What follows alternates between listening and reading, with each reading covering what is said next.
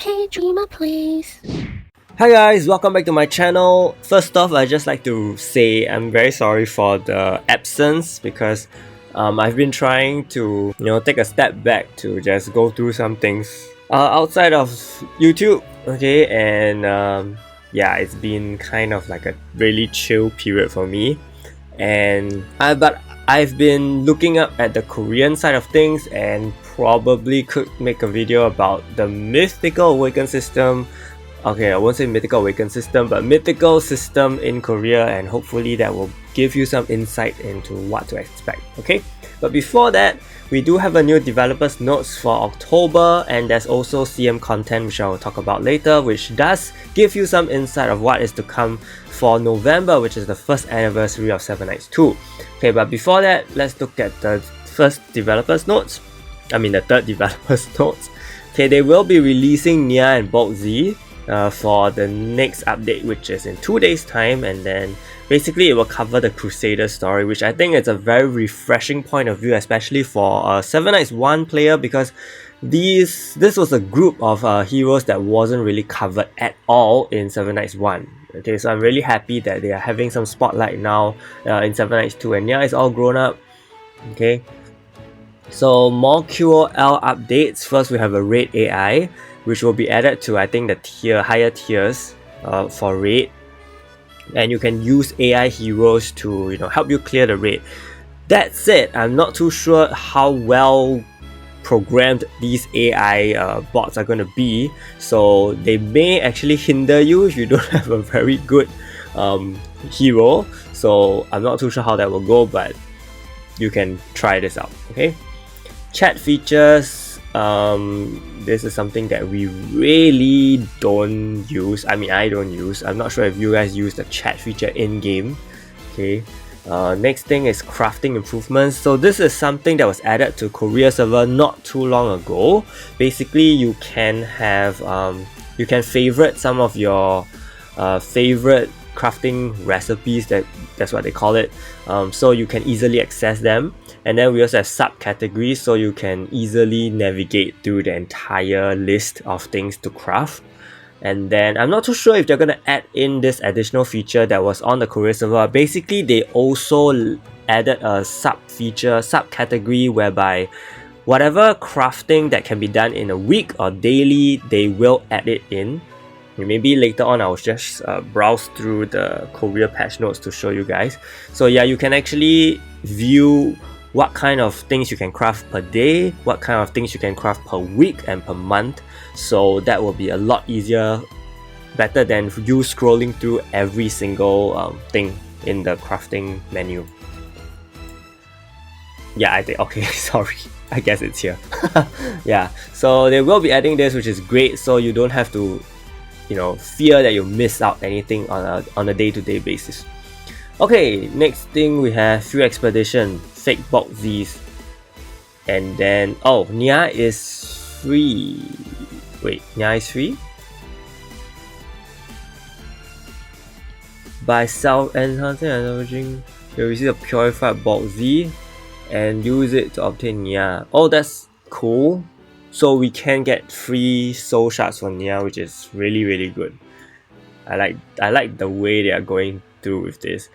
And I mean, sometimes whenever they do such things, it kind of makes me a little suspicious because they know the performance of the hero based on the Korea server. They know that they just threw us 5 remakes in the last update. So it's very difficult for Nia, personally I feel, to really slot in the meta right now, because as you know, CC meta, debuff meta is not really a thing. I mean, she could pair well with Teo, BoltZ, and I'm not too sure how that will work out because it's kind of a neither burst or neither tank kind of build. Yeah, but if it's going to be a very strong debuff team meta, I think she will have a spot there, but whether or not that meta can make it to the top is another thing. Okay. Next thing is tag team improvements. Rules will be improved to allow for additional points. Moving forward, bonus points can be acquired based on the number of victory rounds and remaining heroes on your team. So you may acquire. Okay, so depending on how strong you are, basically. Defense team daily point cap. To mitigate the issue where you can gain or lose a great amount of points without having to attack, a daily cap has been put. Okay. Additional play rewards. As section achievement season achievements have been have a long reward cycle. Additional play rewards have been added to make each battle more meaningful. Arena tokens or topaz. Okay. Currently, Tag Match is in the pre-season state where the third deck is banned, where we are considering a transition to the official season. We know that many commanders still have difficulties. Yeah, I do. We plan to maintain a pre-season state with the upcoming update. So I guess it's going to be probably officially launched in November, coinciding with the first anniversary. I think that would make more sense. Yeah. Jewels are finally coming, so I hope you have stacked up all your runes. If you have not, please go watch the video on how many runes you actually need. I made a video on the jewel system. I think it's pretty comprehensive with a lot of details, so go check that out. Okay, so jewels will be split into roles again. It will only apply to certain types of heroes, for example range heroes, support heroes, and it will be reflected in PvP decks. I think more than PvP. Yeah, I think it doesn't just apply to PvP. Maybe it does. Okay, I guess it does since they specifically say PvP, which is kind of sad. So there's no PvE buff. Yeah. Anyway, you can get jewels from guild raid and field exploration. Okay, so please try to do well for guild raid and try to practice more. I'm saying that to myself as well. So yeah, hopefully you get good jewels from the guild raid rewards as well, and everyone benefits overall. Okay, future update directions. Once again, we come back to the topic of Casper. Regarding the Casper update, which many of you are interested in, we believe the details discussed in the second developer's notes were somewhat insufficient, so we would like to respond to some key points. If the update delay is due to balance concerns, are you going to nerf Casper? The balance concerns were due to an error in our judgment. Casper's update was delayed due to the fact that we didn't want everyone to have ace earrings. Oh wait, did I misread that? Oh sorry, let me just read that again. Casper's update was delayed due to the fact that we felt upgrade content was being added too slowly, when in fact it was added at a faster pace than expected. What? Due to the fact that we felt upgrade content was added too slowly, when in fact,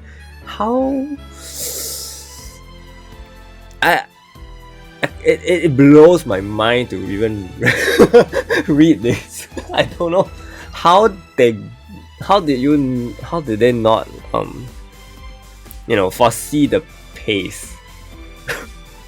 Don't worry, there'll be no balance changes to Casper and she'll be the same. Okay, fine, but yeah, basically they didn't want any one of us to have that many ace earrings, co-set rings, Evans necklace, basically that.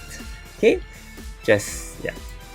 Opinions that Casper should be available for free due to being delayed. We fully sympathize with our commander's feedback and plan on making Casper free through events that take place with the update.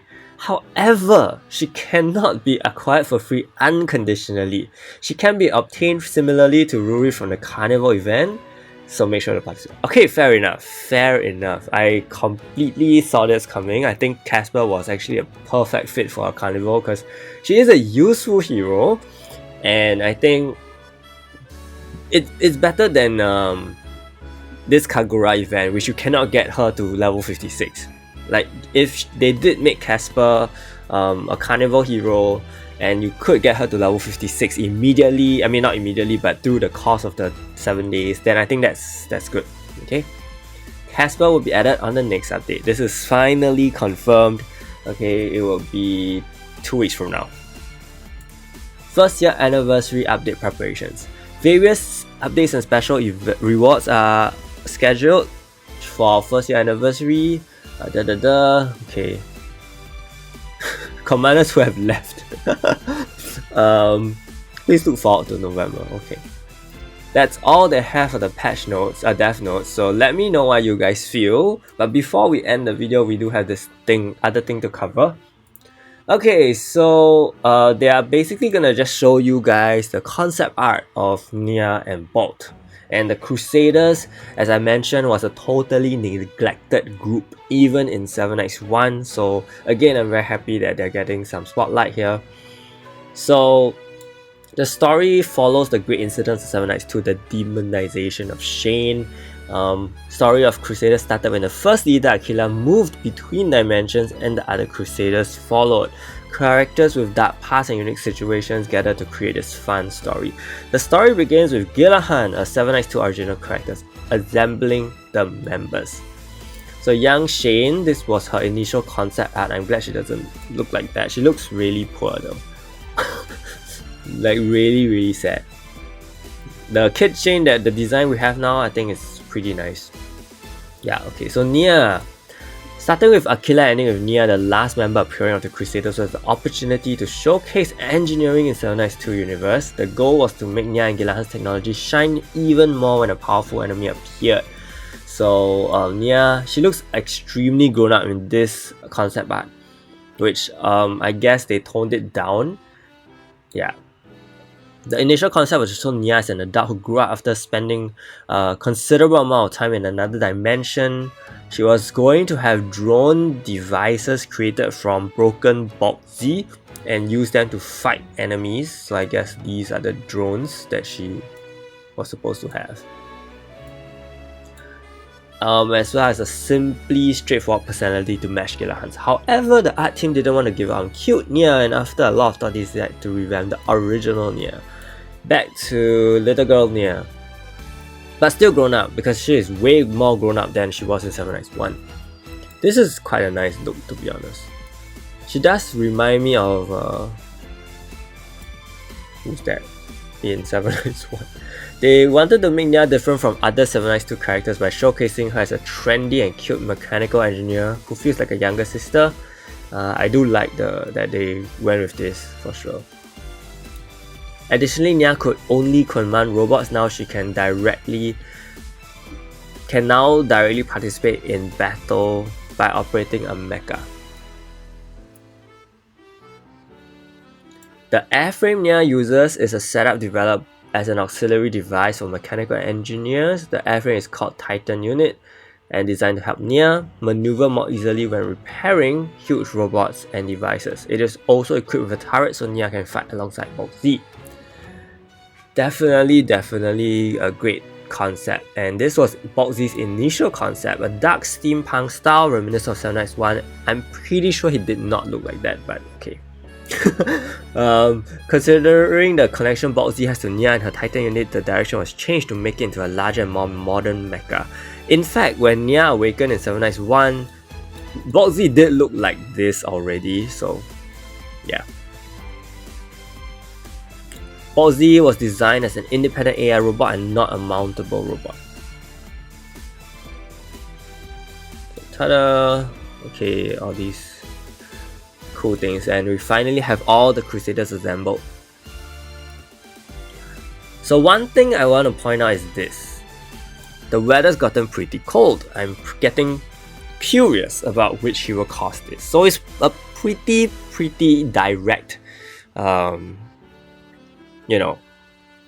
hint that Spike Plus and Lania could be the November heroes for the first anniversary. I mean, to me, them as the first anniversary heroes are not that isn't that hype, compared to someone like Clemith. Maybe Clemith has been everyone is just waiting for her at this point, but yeah, it seems that they will be releasing Spike Plus and Lania probably also to coincide with their seasonal changes and anniversary, because Spike Plus is after all one of the first heroes launch. I mean, Spike is a 7 Knight.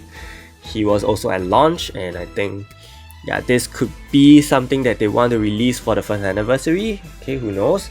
And yeah, I guess this is the most obvious hint for us right now. And here we go. More art.